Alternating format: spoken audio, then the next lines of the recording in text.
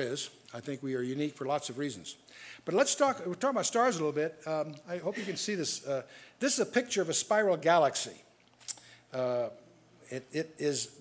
Light years are a measure of distance, not time. It's the distance that light travels at its present rate in a year. This galaxy is about 2 million light years away, apparently. Here's another one. You see these pictures in magazines and all the time. Here's a galaxy, spiral nebula, that's 18 million light years away. So it's about 9 times as far as the previous one I showed you. Here's one, in fact 2, but they're about, the big one, the main one here is 25 million light years away. These are big distances, especially at the speed of light. Set that aside. Here's one that's 32 million light years away. Here's one that's 65 million light years away. These are all spiral galaxies. There are lots of other nebula, but these are spiral nebula. And here's one that's 106 million light years away. Now, I don't know if you've noticed as I was flashing through these things, but here they all are at one time. And do you notice anything strange about these galaxies? One's only 2 million light years away, 118, 125, 130. I deliberately put them in distance order, okay? Do you notice that their arms are spread out almost the same? Well, what's that got to do with anything? Well, here's the point.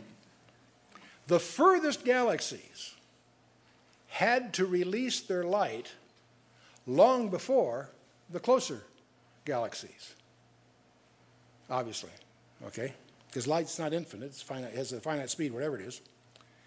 The further galaxies did not have as much time to rotate and twist their arms. We should be seeing the further galaxies earlier in their cycle, right? Thus, the closer galaxies should have the most twist, but they don't. The furthest galaxies have just as much twist as the nearer one, which says they're all done at the same time. The speed of light, even if the speed of light was 1,000,000 times faster in the past, that would account for them being so similar. This is another one of the reasons that the speed of light issue starts to tie things together that would be otherwise be very mysterious. Some other insights. It's interesting that from Job, we talked about Job last time, Job 38. Where's the way that light dwelleth? Light's dynamic, darkness is static. These are a remnant of some of the things we pointed out from Job. We went through Job 38 last time. And this, canst thou bind the influences of Pleiades or loose the bands of Orion? These 2 constellations are the only 2 in the heavens that are gravitationally linked. Other constellations look like a grouping, but they're really not, because some are close, some are far. But these, Pleiades and Orion, are in fact have a gravitational relationship. And so I don't know how Job knew that, because most astronomers today don't realize that. Now I want to talk a little bit about the signs in God's plan. We would call these signs the zodiac, and the Hebrews would call it the Mazzaroth. So let's take a look at this. Psalm 19 is one of several places that deserves some very special attention here.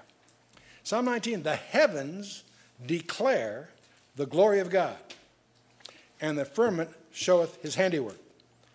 Now, as a teenager, I used to enjoy this psalm, and I took for granted that what it's talking about is the creation. The heavens declare the glory of God, and the firmament shows his handiwork. And indeed it does, don't misunderstand me. But then it goes on and says some other things. It says, day unto day uttereth speech. Really? You don't mean acoustic speech, certainly. That's empty space. Day unto day uttereth speech, and night unto night showeth knowledge. There is no speech nor language where their voice is not heard. Their line is gone out throughout all the earth, and their words to the end of the world. What? What words? I almost expect to go out there with a telescope and see if I can find some words spelled out. It's more than just galaxies and nebula and whatever, apparently. Of course, the psalm goes on. I want to talk about signs in the heavens. And in the Hebrew, what we called the zodiac, they would call the Mazzaroth. Now, let me put your mind at ease. We're not getting into astrology. but it's just a matter of history that groups of stars have names. What's interesting that these names are almost the same in all cultures and have been so for thousands, more than 4,000 years. So they're a convenient way of speaking of, if I can mix a metaphor here, geography. If I tell you that there's a star in Andromeda, or near Andromeda, or whatever, astronomers know where to look. You follow me? They're geographically. There are 12 classical clusters, constellations, that are on the ecliptic. If we take the Earth and extend its equator, you've got a celestial equator.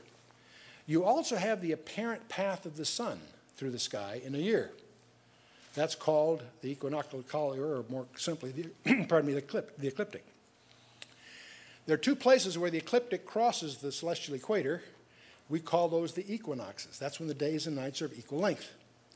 When it's furthest north or south, that's the solstice, winter solstice. Now, our days are determined by where the sun is apparently in the path. It's actually where the Earth is, but you know what I'm talking about.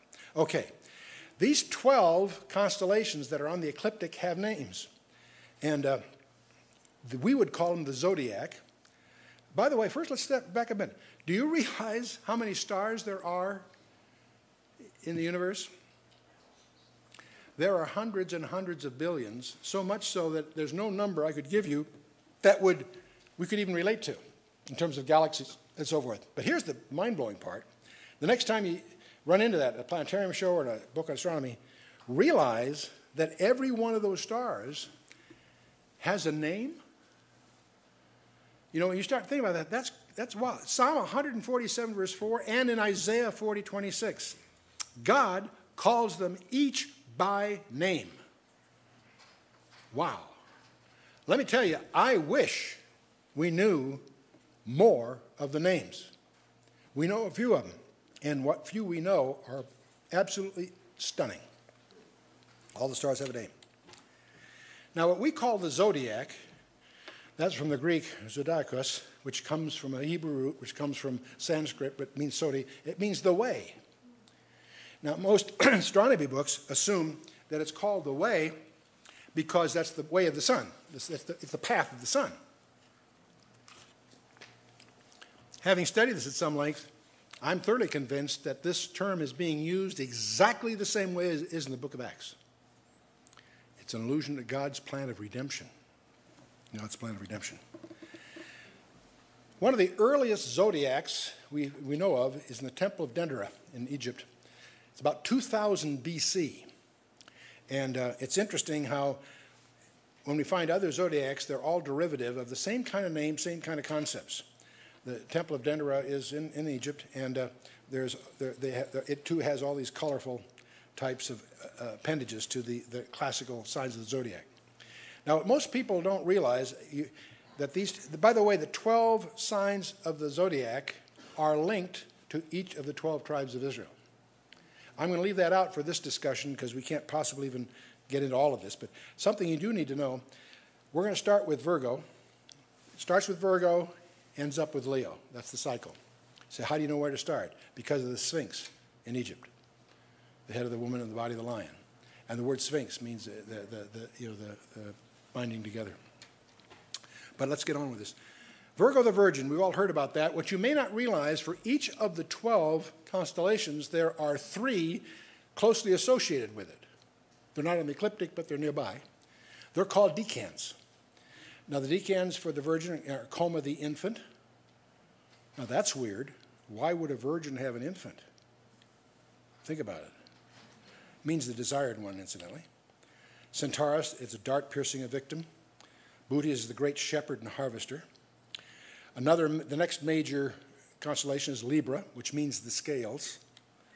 And the three decans for it are the cross, the victim, and the crown. That's kind of interesting. Then you have Scorpio, as we often hear taught, which is serpent's the serpent, no surprise. Orpheus, which wrestles with the serpent. And when he wrestles with the serpent's biting him on one heel, but he's got his foot on its head. Does that ring familiar to you? Kind of interesting, isn't it? Hercules, the mighty man. Sagittarius has Lyra the eagle holding a lyre, an altar, Draco the dragon, the old serpent. Capricornus has an arrow, an eagle, and a dolphin, and Aquarius has a southern fish, a winged horse, and a swan. Pisces has the band, Andromeda is the woman in chains, and Cephas the crowned king. Aries has Cassiopeia. These are all the deacons. The woman enthroned, we all know that's that bent W that's near the pole star. The sea monster who was bound by a lamb, and Perseus, an armed mighty man. And then Taurus has Orion, the glorious prince, Orion's river, and a shepherd. Gemini has the hare, and 2 dogs, the major dog, Sirius, the great dog, and Procyon, the minor one. And Cancer has Ursa Minor, Ursa Major, the lesser and greater sheepfold, and Argo, the ship. And then the last one is Leo, who has the fleeing serpent, the cup of wrath, and the bird of doom. Now, these are all embellished with colorful stories that are very similar in most cultures throughout thousands of years, slightly different here and there. But let me tell you what everybody gets told that's not true. Everybody says, well, these are pictures, and they've built stories around the pictures because that's the way they look to them up there. Well, that's ridiculous. Go out at night sky and look at Cassiopeia. Cassiopeia looks like a W. It's just opposite the pole star. And there's no way, it's a W. There's no way it looks like a woman chained to a chair holding an ear of corn. I mean, you know, come on. But it's consistent. The story's consistent. The cluster of the stars has nothing to do with the pictures that are associated with them. That's something obvious just by looking at the pictures. What most people don't know, including most astronomers, is where you get the story is by knowing the names of the stars in the order of their brightness. When you know the names of the stars in the order of their brightness, you can put together the story that originally was told about it and the pictures to remind you of the story, not the stars. You with me? It's a mnemonic that you teach kids with. You know, if you're teaching the piano, the spaces are F-A-C-E, right? No, there's no face there, but you use that as a way, you know, F-A-C, you know, whatever. It's a mnemonic, right? We all use mnemonics, right? There are many scholars that believe they were the mnemonics that Adam and Enoch taught their kids, God's plan of redemption. And let's see what we can find out. The first one is Virgo. That's the virgin, no problem there. Let's turn around a little bit and take a look at it. The primary star, Alpha being the brightest star, is Spica, which means ear of corn. The Hebrew name for this star isn't Spica. That's the one that's handed down through the Babylonian Greek traditions. That's the one the astronomers use. The Hebrew name for that is Semek, which means branch. But here's the interesting thing. There are 20 different Hebrew words translated branch. Only Semek is used exclusively of the Messiah in Jeremiah and Zechariah and twice, and in Isaiah and so forth. Now, something else you should notice, I don't think I earmarked it here in my notes. You notice what she's holding in her left hand. She's got a branch in one hand and an ear of, and grain in the other. And the branch and the grain of corn, remember John, see the branch is in her right hand and an ear of corn in her left. From this and a lot of deacons that surround her, she's the promised seed of the woman. She's the virgin that will give birth to the child that will be the Redeemer. The branch, of course, speaks of the Messiah, and the ear of corn, Jesus explains for us in John 12, unless the corn die, it will not bring life and so forth. The next one is Libra, the scales. Well, the Hebrew name for this constellation is Monzanaim, meaning the scales or weighing.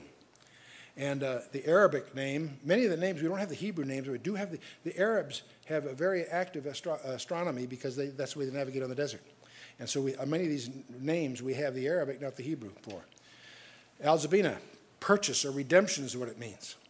The Coptics call it Lambadia, the station of propitiation. The Latin is where we get the Libra for weighing. The brightest star is Zubin al-Ganubi, which means the price that's deficient. And the next brightest star is Zubin al-Kameli, which means the price that covers. See, someone is short and somebody else covers for us. That begin to sound familiar? Revelation 5, Psalm 49, so on. The third one is Gamma Zuban al-Akrab. That's the price of conflict. And it's pointing towards Centaurus and the victim that's slain, the deacons. The deacons here are the cross. Ooh, that's interesting. The Hebrew Adam cut off. The lupus or victim slain. And the Hebrew name here is Asidah, which means to be slain. The Arabic is Asidatan, which means to be slain. Egyptian name is interesting. It's Surah for this. It's a lamb. I think that's kind of interesting. And then the crown is the other deacon that's associated with the Libra, the crown that's bestowed. And in the Hebrew name for it is Atara, the royal crown. And we could go on and on with this. I won't. I'll show you one I think is really interesting. And this is the one where the wrestler is wrestling with a serpent, and his one foot is being bitten by the serpent, and the other foot is on Scorpio's head. So I think that's kind of fun. And this all climaxes at the end with Leo, the lion. And the Hebrew name is Ariah, the lion. And of course, this lion is associated with the tribe of Judah. It's a tribal standard. It's interesting that the brightest star there is Regulus in this constellation, which is treading underfoot. Deneb is the judge cometh. Deneb Alisad is the judge shall reign. And the deacons associated with him are the fleeing serpent, the cup of wrath, or cup of fire, Corvus the raven. So these are the constellations that we see. And any place you find some writing about this, unless it's been unusually enlightened, it'll carry with it the baggage of the old mythology from Greek and Egypt and what have you. But let's take a look at the message. I'm compressing several hours, if I go through all of these, to give you the message that this has. We have Virgo, the virgin, which represents the seed of the woman. This is the constellation of the three deacons. Seed of the woman, Coma is the desire of nations, the man of double nature and humiliation, and the exalted shepherd and harvester. All are carried by the constellation of Virgo and the three deacons that are associated with it. Libra is the price to be paid and the cross to be endured, the victim that was slain, and the crown that is purchased. And this gets kind of interesting.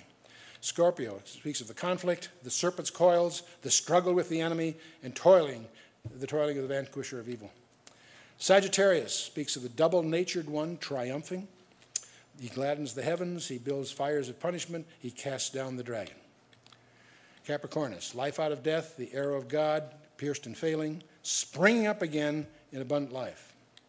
Aquarius, the life waters from on high, drinking in the heavenly food, carrying the good news, bearing aloft the cross over all the earth. You got the Southern Cross in here too. I won't get into that here.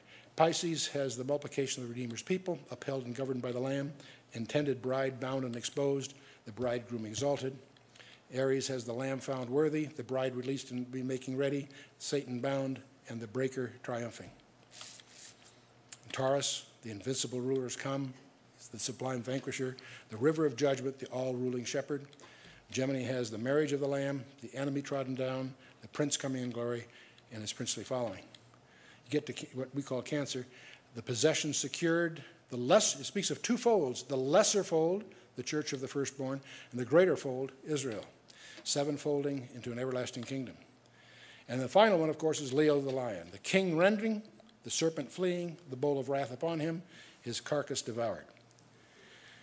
Now, the classic study on this is by E.W. Bullinger, called the Gospel in the Stars. Also, J.A. Seiss, before the Civil War, wrote a book on this. They're probably the two most reliable ones. I have about 4 or 5 of them. Most of them are echoes of much of the same thing. Plus, the big trick is to try to get some of the missing names of stars identified. And so, on the one hand, this is quite conjectural and very controversial. There are many Bible teachers think that this is way out in left field. And on the other hand, it's my view that there is enough here that seems for real to respect it. There are many things in here that are still, we're filling in blanks that we don't really have enough of the names of some of the stars to justify some of the things it said. But I wanted to show it to you because of because of this whole business, that the stars were put there for signs. And God's greatest achievement is not the creation. The creation is emphasized in Genesis and in Romans 1 and in Job 38 and so forth, and Isaiah 44 and 45, etc. But you can take a half a dozen passages and that's it. God's greatest achievement, his greatest glory, is not the creation, it's the redemption. You say, how do you say that, Chuck? You measure it by two things. First of all, how much space in the Bible is devoted to the subject? Well, the creation has a chapter or two in Genesis, a chapter and two in Job, and a chapter or two in Isaiah, and that's largely it. The redemption, whole book of Genesis. Certainly the book of Exodus, where they're redeemed out of Egypt. Certainly Leviticus, the Torah is all about it. And you go through the historical books, is the whole idea of Israel's ultimate redemption. Certainly the prophets. Certainly the Gospels. Certainly the epistles. Revelation is the climax. What's the revelation all about? The climax of God's plan of redemption. There's another way you can measure how important it is. And that is, what did it cost God? What did it cost God to create the universe? 6 days. Breathed out of his nostrils, as the scripture would put it. What did his redemption cost him? It cost him his son. And there are aspects of that that are permanent forever. No, I think that the heavens declare the glory of God. I think the heavens do declare his glory if we do the homework. And tragically, so much of this has been lost through the mythology. It's going to get lost primarily because of what happens in Genesis chapter 11, and we'll touch upon it when we get there. When these ideas, these mnemonics, and the heritage they represent gets corrupted at Babylon. And most of what we know about this in our parlance is the Babylonian translated into the Persian, into the Greek, into the Latin. And garbled, of course, all the way.